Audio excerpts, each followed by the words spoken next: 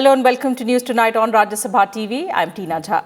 Before we begin with the headlines, Rajya Sabha TV appeals to all its viewers to stay safe from the COVID-19 pandemic. Remember to wear your face masks and wash your hands and face regularly. Also ensure that you maintain physical distancing each time you step outside. These simple precautions are all that it takes to defeat the ongoing pandemic. Let's now get you the top stories of the day. Election dates announced for 4 states and 1 union territory. West Bengal to vote in 8 phases, 3-phased elections in Assam. Single-phase voting in Kerala, Tamil Nadu and Puducherry. The counting of votes on the 2nd of May.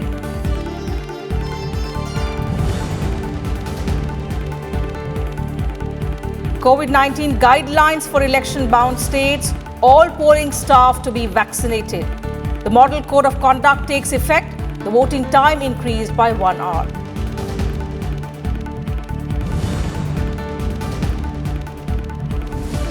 India's economic growth back in positive territory. December quarter sees 0.4% growth after sub-zero performance in the previous 2 quarters.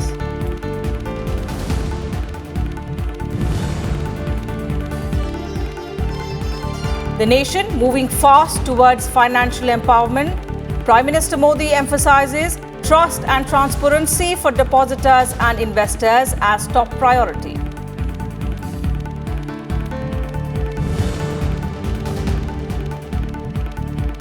And Prime Minister Modi inaugurates Khelo India Winter Games in Gulmarg, Jammu and Kashmir. Highlights special significance for sports in the new national education policy. Tells young athletes to be brand ambassadors of an Atmanirbhar Bharat.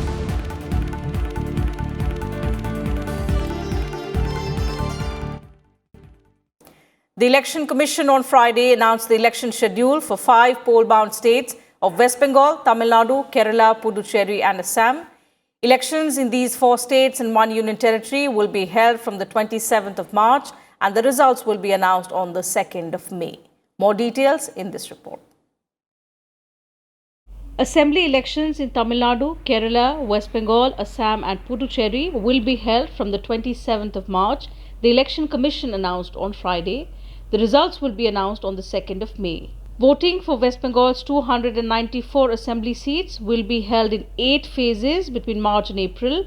The dates are 27th March, 1st April, 6th April, 10th April, 17th April, 22nd April, 26th April and the 29th of April. Single-phase voting for 234 seats in Tamil Nadu, 140 seats in Kerala and 30 seats in the Union Territory of Puducherry will take place on the 6th of April. Assam will vote in 3 phases on the 27th of March, the 1st of April and the 6th of April. The state has 126 seats. The terms of legislative assemblies of 4 states, Tamil Nadu, Assam, Kerala and West Bengal are coming to an end in May and June, while President's rule has been imposed in Puducherry after the Congress government resigned earlier this week. West Bengal, 8 phases. West Bengal, first phase, this will be 30 ACs. 30 ACs. Issue of notification, 2nd March.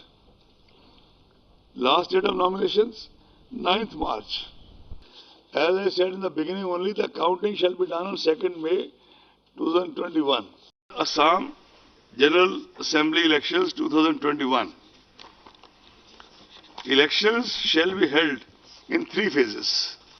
First phase, 47 assembly constituencies, issue of notification, 2nd March. Date of counting, 2nd May. This will be the second poll exercise to be conducted amid the COVID-19 pandemic after the Bihar Assembly elections held in November last year. The Election Commission said that COVID-appropriate behavior will be ensured during the polls. All polling stations will be equipped with sanitizers, masks, soap and water. A separate SOP will be undertaken for COVID-19 patients, suspects and the quarantinees. Postal ballot facility has been extended as an option for senior citizens aged above 80 years, the differently abled and essential workers. I'm glad to report to you that on the recommendations of the Commission, Health Ministry has already declared all our poll officials as frontline workers for vaccination. And the Commission has taken a conscious decision that after all our frontline workers are vaccinated, then only in the headquarters it will start from the, let's say, from the MTS, the helpers, and the Commission will get vaccinated in the end and not in the beginning. After the announcement of the election dates, the Model Code of Conduct has now come into force in these 5 states. Bureau Report, Rajya Sabha TV. Prime Minister Narendra Modi has stressed on increasing credit flow to businesses to meet the needs of a fast reflating economy. Addressing a webinar on Friday on budget proposals relating to the financial sector, the Prime Minister said our top priority is to ensure trust and transparency for both depositors and investors. He added that although the government's endeavour is to promote the private sector, public sector presence in banking and insurance is also required. He also said that farmers, processing units, MSMEs and startups will be the real drivers of an Atmanirbhar Bharat. He also said steps have been taken one by one to free the country from non-transparent credit culture. The Prime Minister further added that the government is taking steps to make the financial services sector vibrant, proactive and strong. Listen in. आज भारत गर्व कर सकता है कि देश का करीब करीब हर वर्ग किसी न किसी रूप से देश के फाइनेंशियल सेक्टर में इंक्लूड हो चुका है। देश अब दशकों के फाइनेंशियल एक्सक्लूजन से मजबूत हो रहा है। सबका साथ, सबका विकास, सबका विश्वास, इसका मंत्र फाइनेंशियल सेक्टर में स्पष्ट दिखता है। आज गरीब हो, किसान हो, पशुपालक हो, मछुआरे हो, छोटे दुकान हो, सबके लिए क्रेडिट एक्सेस संभव हो पाया है। The Prime Minister addressed the 33rd convocation of Dr. MGR Medical University in Tamil Nadu via video conferencing on Friday, lauding the medical professionals for their role in the fight against COVID-19. He said the Indian health ecosystem is now being seen with new respect and new credibility worldwide. The Prime Minister said the world will have greater expectations from the graduating students and they must carry the responsibility well. He also said that COVID-19 pandemic was a completely unexpected occurrence and India not only made a new path for itself but helped other countries as well. He said that India is now producing medicines and vaccines for the entire world. Indian health ecosystem is being seen with new eyes, new respect and new credibility. However, this also means that the world will have greater expectation from you, which is a responsibility on your young and strong shoulders. The learning from the pandemic can help us fight other diseases like TB as well. Prime Minister Modi also inaugurated the second Khelo India Winter Games in Gulmarg on Friday. Delivering the inaugural address via video conference, he said that the event is a step towards making Jammu and Kashmir a hub of winter sports. The Prime Minister said that sports has a global dimension and this vision has been guiding the recent reforms in the sports ecosystem. He exhorted the young sportspersons, in fact, to remember that they are the brand ambassadors of an Atmanirbhar Bharat. The Prime Minister also asserted that sports has been given a place of pride in the recent national education policy. Athletes from 27 states and union territories are competing in the Games, which will conclude on the 2nd of March. The Games are being organized by the Sports Ministry and the Winter Games Association of Jammu and Kashmir. देश में आज sports के उच्च शिक्षा संस्थान और sports university खोली जा रही है, बल्कि अब इस दिशा में सोचना का समय है कि स्पोर्ट्स साइंस और स्पोर्ट्स मैनेजमेंट को हम स्कूल के स्तर तक कैसे ले जाएं।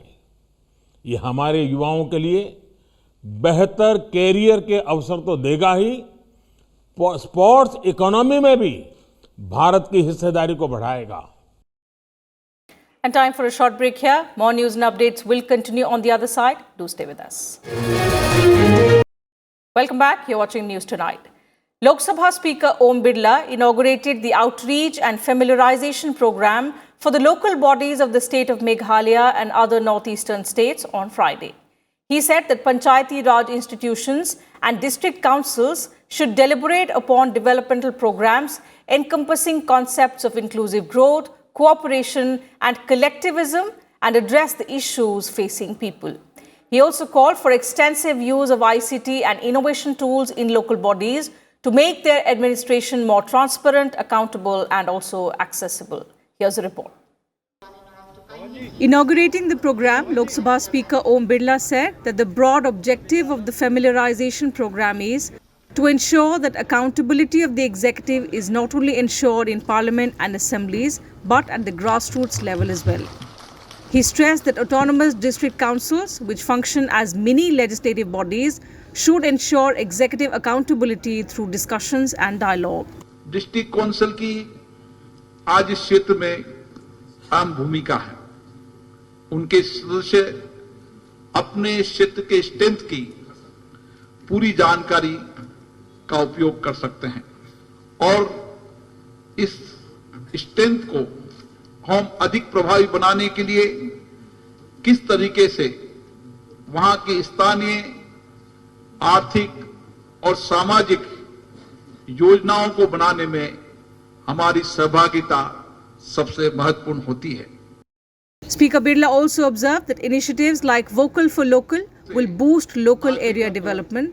He said that when every village will be Atmanirbhar, India will become Atmanirbhar. The speaker also said that the Act East policy has opened up immense possibilities for the development of the Northeast, and the Northeastern states should tap the opportunities to the maximum.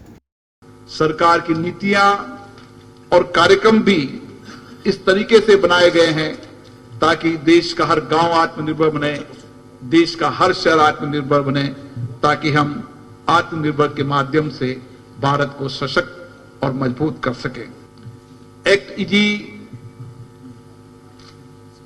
East policy ने north east के विकास के लिए बहुत बड़ी संभावनाओं के द्वार खोले हैं।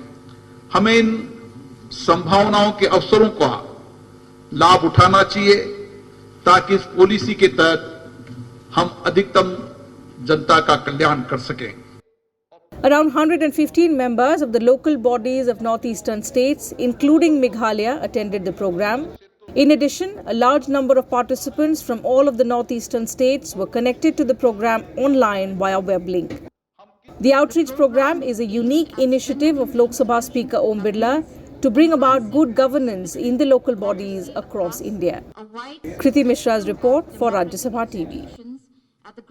In some good news, the Indian economy is finally out of the COVID-induced recession and has turned positive as per the figures released by the National Statistical Office.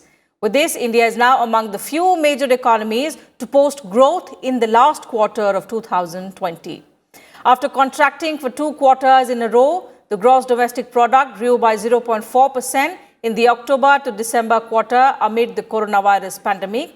The GDP had expanded by 3.3% in the corresponding period of 2019-20.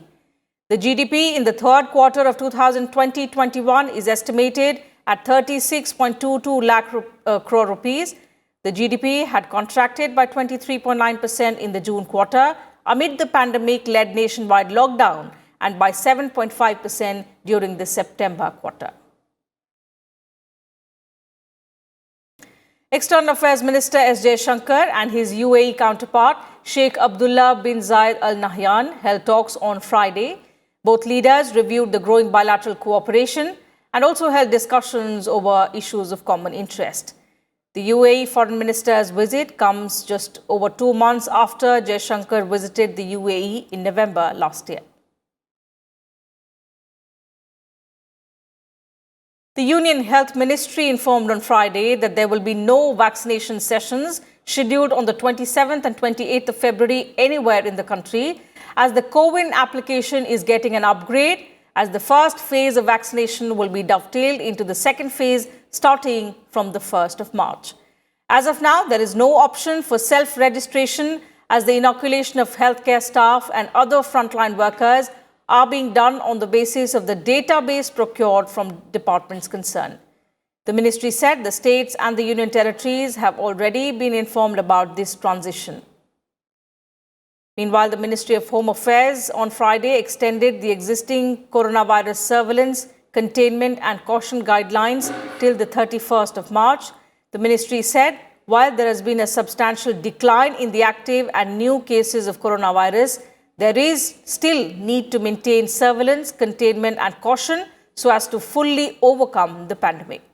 The states and union territories have been advised to speed up the vaccination of the target population in order to break the chain of transmission.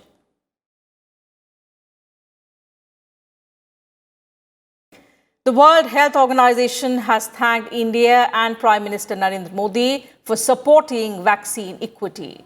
WHO Chief Tedros Adhanom Ghebreyesus said India's commitment to COVAX and sharing of COVID-19 vaccine doses with other countries is helping over 60 countries worldwide. The Global Health Body Director General hoped that other countries should follow India's example.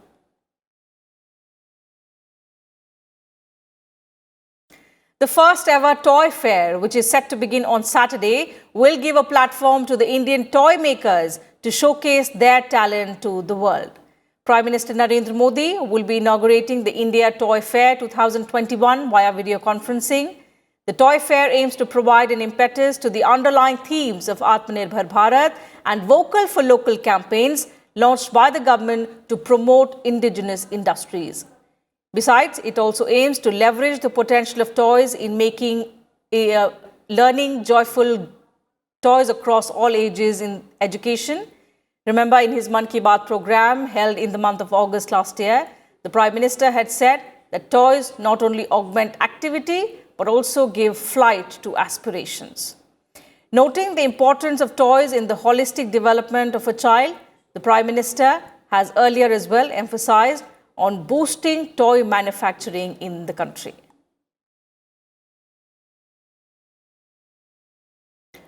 On the second anniversary of Balakot strikes, Defence Minister Rajnath Singh said that the success of the air strikes demonstrated India's strong will to act against terrorism.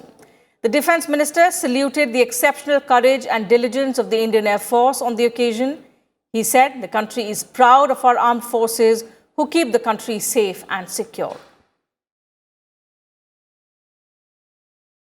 Home Minister Amit Shah also saluted the valour of the Indian Air Force fighters on the anniversary of the Balakot airstrikes. He said that under Prime Minister Narendra Modi's leadership, security of the country and its soldiers is paramount. On the 26th of February 2019, Indian Air Force fighter jets crossed the line of control and destroyed terror launch pads in Balakot in Pakistan. The airstrikes were undertaken days after 40 Central Reserve Police Force personnel were killed in a terror attack in Pulwama in Jammu and Kashmir on the 14th of February. Balakot की air strike आज ही के दिन 2019 में हुई थी। आज ही के दिन हुई थी। दुनिया में कोई देश नहीं कर पाया, लेकिन हमारे यहां पुलवामा की घटना हुई थी। बहनों भाइयों, हमारे प्रधानमंत्री ने फैसला किया, आतंकवादियों ने मारा है, आतंकवादियों को छोड़ेंगे नहीं, बल्कि दूसरे देश की धरती पर जाकर मारना होगा तो दूसरे देश की धरती पर जाकर मारेंगे। And that's it from us in this bulletin. But before we leave, let me remind all our viewers once again to maintain COVID-appropriate behavior and stay safe from the COVID-19 pandemic. Remember to wear your face masks, wash your hands and face regularly, and ensure that you maintain physical distancing whenever you step outside. These simple precautions by us are all that it takes to defeat the ongoing pandemic. Take care of yourselves and your families. Good night. Thank you for your time.